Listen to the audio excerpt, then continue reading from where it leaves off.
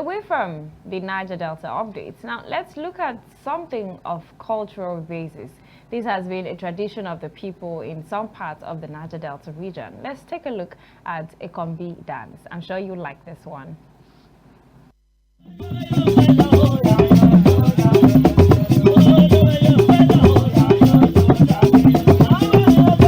Dance has always been a cornerstone of Nigerian culture, embodying the rich traditions and diversity of its people.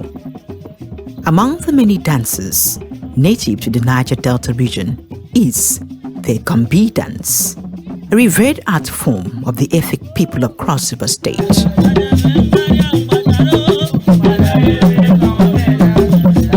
Traditionally performed at festivals and ceremonial events, Ekombi has evolved from its purely cultural roots into a celebrated art form.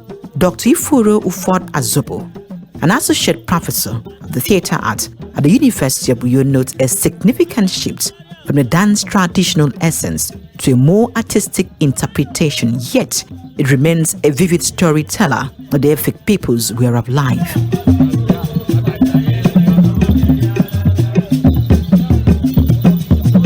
In the Akwa Ibom Cross River areas, you would find the Ekombi Dance.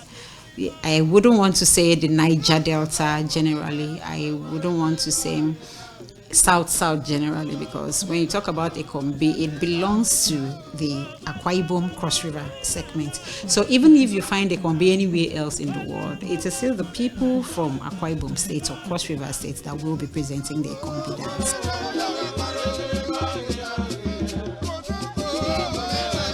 Ekombi, often regarded as one of Africa's most complex and graceful dances, captures the gentle flowing movements of the ocean waves, reflecting the Efik people's coastal heritage and fishing lifestyle. You know, as Africans, most times everything that the African thinks of is externalized through movements.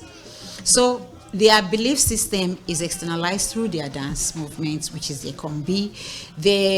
Even their occupation is seen in the Ekombi dance. So definitely, Ekombi becomes relevant in everything they do. It starts with their arts, with the songs will capture their language and those nuances in the language that have the epigrams, the proverbs, and all sort of things embedded in the songs of the Ekombi dance. According to Dr. Ufod Azobo, the dance is deeply inspired by the rhythmic undulations of water, a tribute to the environment that sustains the Efik people. The Ekombi dance has to do with the water waves. Not just the water waves, everything around the water, the trees around the water. You get to see some movements that you just have the shoulder shaking. It's just capturing the way the trees around the river react to wind. And then the actual movements of wriggling the body and spreading out the hands like the fish in the water that is swimming and using the fins as a balance system. That is still captured in a Ekombi movement. You see that it is the trunk mostly that is wriggled. That captures the waves of the sea. But by the time they get to the shoulders, you see that it is other things that surround the sea. There's a lot of waves around the sea, and the way those trees react to the waves are also captured in the Ekombi dance. The dance beauty lies in its fleet motion, an elegant harmony between the body's undulations and the rhythm of the drums.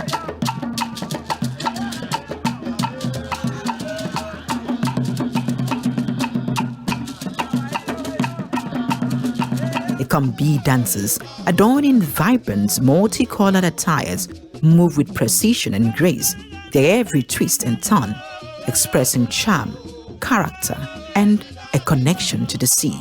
For Ekombi dance, we have very rich costumes that comprise of the leg band that is called mbaretum, that has bells on them, such that when the dancer steps, it will make some sound, it will contribute to the instrumental ensemble. We also have the ekbaku obok. We have the same kind of thing that is on the leg, but without bells, on the wrists and on the upper arms of the dancers. And there's a beautifully designed bead that is called ikpakunkwa that they use. There's also an anobokunkwa that the dancers would wear. So the costume basically constitutes of woolen materials, the bells, cotton materials that will be tied as it is called a fomokoronwan, knotted to the left. And then we have those many beads to beautify the dancers. And then we have the etni hairstyle, which is a royal hairstyle that the dancer will have built up and then having them on the sides and beautifully designed with combs, with either brass combs or gold combs or silver combs. The Ekombi dancer is very rich in costume and accessories. And then we have some inscriptions done with the cowling. Central to the performance is the music. The talking drum alongside hollow wood drums, covered with good skin and metal gongs, guides the dancers.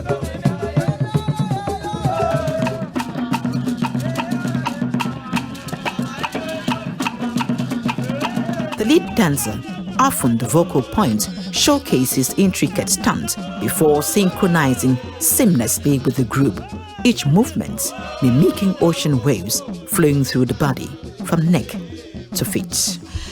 People will feel it has some possession from the water goddess. But the point is that wherever you find water, you find the Ekombi dance. And I think the inspiration is just from the water.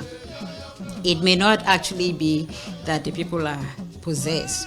The possession aspect could spring from the belief system of the people in that area. Because people who live around water have their concerns tied to the water. Their occupation is from the water. They are fishing, they are trading, they are crossing the water, transportation, everything. Their farms are besides the water.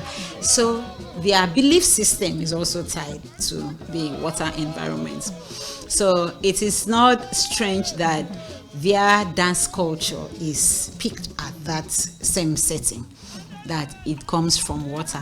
This intricate choreography requires not only physical skill but also an emotional connection to the dance's essence. It is believed that Ekombi can evoke the spirit of the water goddess, though Dr. Ufod Azobo frames it as a masterpiece of creative choreography.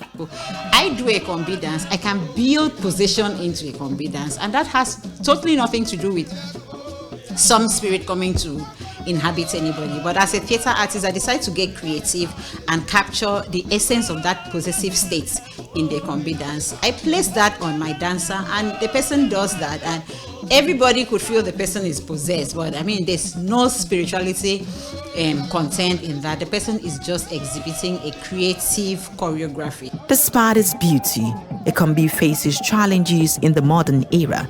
Misconceptions labeling the dance as ritualistics have contributed to this decline.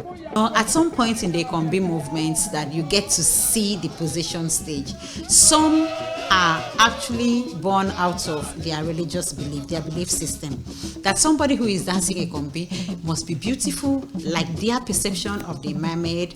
And then when somebody is actually very fair and very beautiful, that is what they describe as beauty in that setting.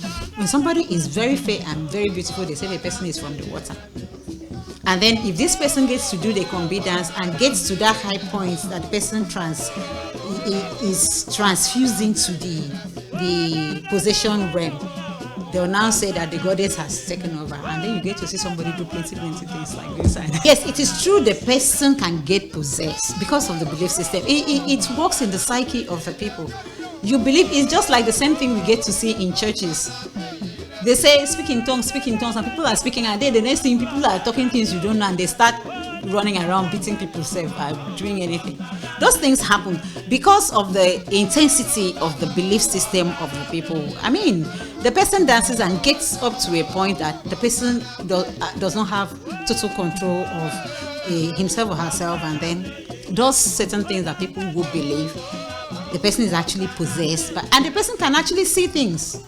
Dr. Ufod Azobo advocates for the preservation of Ekombi in standardized notational form to ensure its authenticity and prevents adulteration. Preservation. The problem we have in African dances is the fact that African dances are multimetric. By that I mean that when an African dances, so many things happen at the same time. The easiest way to preserve the dances are like things like this, having to do video coverages to preserve those dances. But there's a more durable way of presenting those dances, preserving those dances.